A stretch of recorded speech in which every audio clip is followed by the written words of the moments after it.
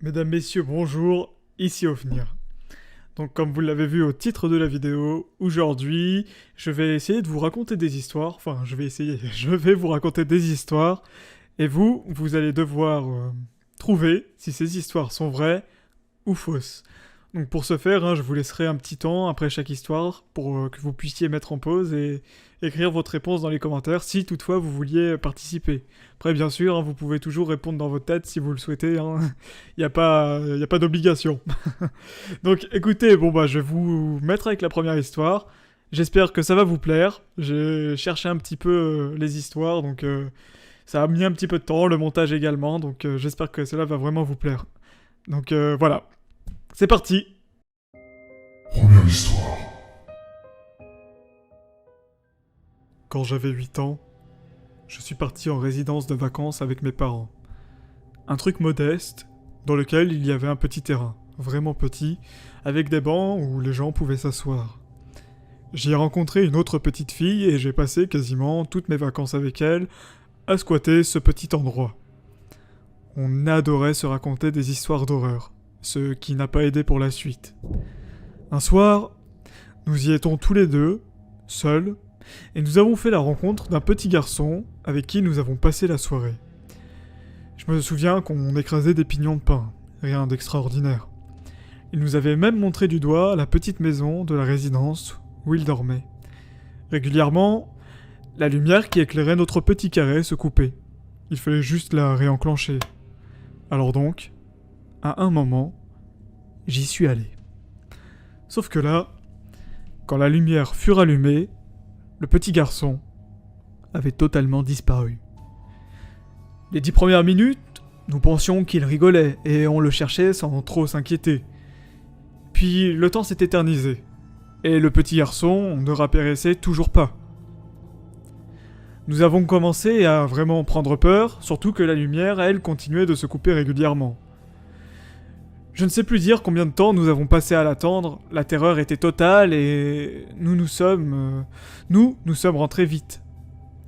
Le lendemain, on a tenté d'aller voir où il était censé habiter, dans la résidence, mais cette maison était totalement inoccupée.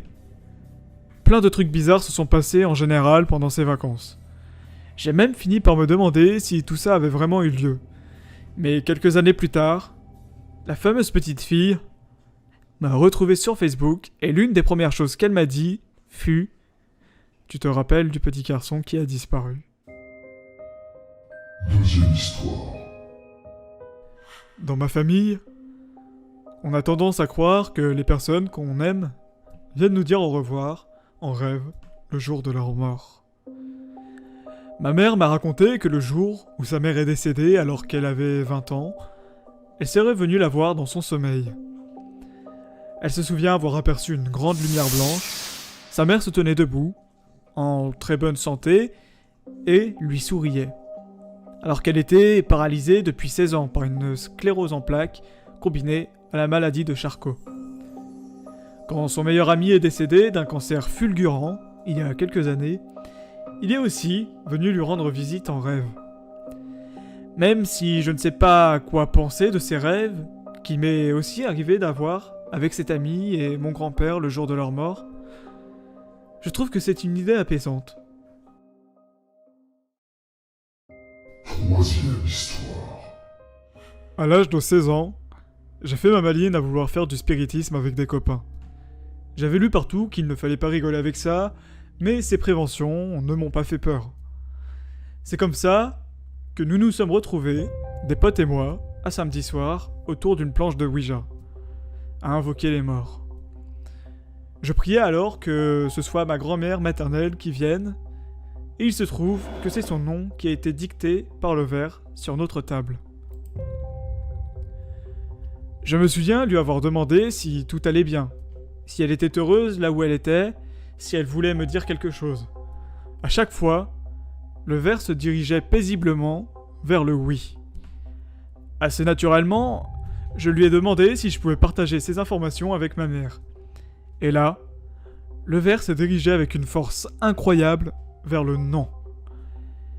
Il a un peu bougé, puis est retourné vers le non, puis encore un peu de mouvement, et puis le non de nouveau.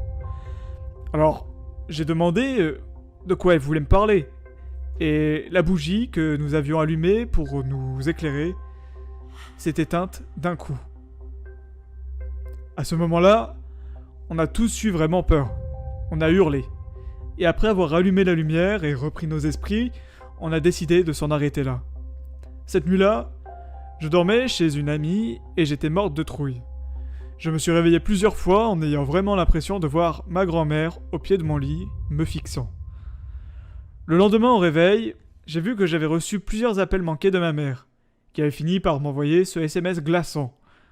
Ma fille, je suis très triste parce que ta grande-tante, ma tante, est morte. La sœur de ma mamie, décédée, était morte. De manière assez brutale, la nuit qui a suivi ma séance de spiritisme. Je ne vais pas y aller par 4 chemins. Ça m'a totalement vacciné de la pratique du spiritisme et je n'ai jamais réessayé après ça. Quatrième histoire. Si je pense histoire paranormale, alors je ne peux que directement me rappeler cet effrayant épisode de ma vie où un homme étrange apparaissait devant chez moi et semblait me vouloir quelque chose. Tout a commencé lorsque je promenais mon chien, Milor, dans ma petite rue de campagne. Il faisait pas encore totalement nuit, il devait être environ 17 heures. J'emprunte alors un petit chemin de terre me menant dans de vastes champs où jamais personne ne s'y rend habituellement, afin de pouvoir laisser mon chien en libre pour qu'il se défoule. 10 minutes après, je sens que quelqu'un est là à me regarder. Je ne saurais pas vraiment l'expliquer, mais c'était une sensation étrangement oppressante. Cette personne se situait à plus d'une centaine de mètres de moi. Elle était donc assez loin, mais suffisamment proche pour que je puisse constater qu'elle semblait être vêtue tout de noir. Je rappelle alors mon chien pour l'attacher et décide de continuer mon chemin. Seulement mon chien, lui, fixe cette personne au loin et se refuse d'avancer. Je parvins à le faire enfin décrocher et je coupe à travers les champs pour gagner au plus vite ma maison. La personne, elle, semble essayer de me suivre. J'arrive néanmoins à la distancer en courant et en empruntant des petites rues. Quelques jours plus tard, alors que je suis en train de travailler sur une prochaine vidéo, j'entends mes 3 chiens aboyer au portail. Ils aboient régulièrement, donc rien de plus normal. Bien que la plus petite, elle, est d'une habitude très calme, même quand des voisins passent devant. Je décide de sortir afin d'aller les calmer, et j'aperçois, à 20 mètres de mon portail, cette même personne qui semble regarder l'horizon. Sauf que les chiens, eux, sont complètement affolés car la personne est dans notre terrain. Je crie sur mes chiens et parvins à les calmer. La personne, elle, se retourne et me regarde avec un visage inexpressif. Et elle ne dit pas un mot, d'ailleurs. Je prends alors la plus petite chienne et la mets à l'abri, car j'ai entendu dire qu'il y avait beaucoup de vols de chiens dans la région. Le temps de la rentrée, j'ai dû mettre 30 secondes, la personne, elle, n'était déjà plus là. Il ne s'agissait pas d'un voisin, car on se connaît tous dans le quartier, et je n'ai jamais vu cette personne.